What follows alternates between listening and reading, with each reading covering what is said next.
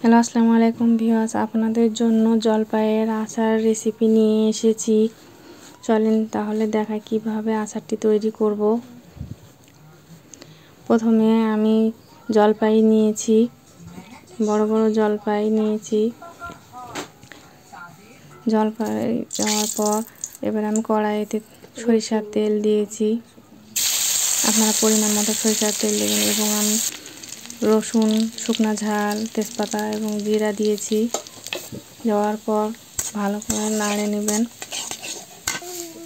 যখন একটু লালচে ভাব হয়েছে তেলানিটি, তারপর পাঁচফোড়ন দিয়ে নেবেন।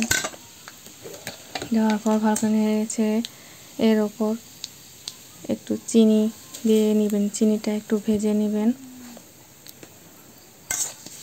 তেলের সঙ্গে মিশিয়ে ভেজে নেওয়ার পর এর ওপর আমি জলপাই কেটে নিয়েছিলাম, 3 ভাগ করে জলপাই কেটে নিয়েছি।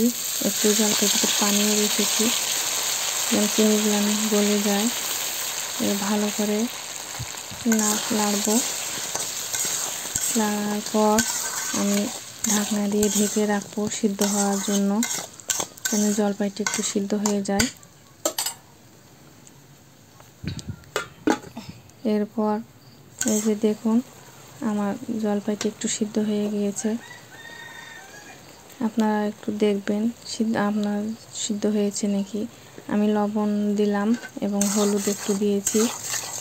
হলুদ দিলে আচারটির কালার সুন্দর আসে। ভালো করে নাড়াচাড়া করবেন, করে লবণ এবং হলুদ মিশিয়ে নেবেন। এরপর আমি ভিনেগার দিয়েছি।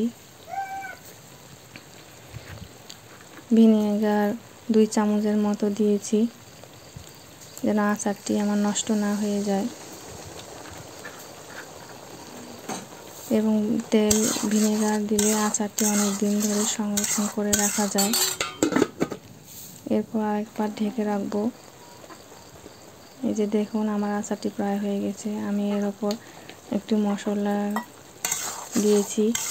এখানে ধনিয়া, জিরা, কালো সরিষা, পাঁচফোড়ন দিয়ে ব্লেন্ডারে গুঁড়া করে নিয়েছি।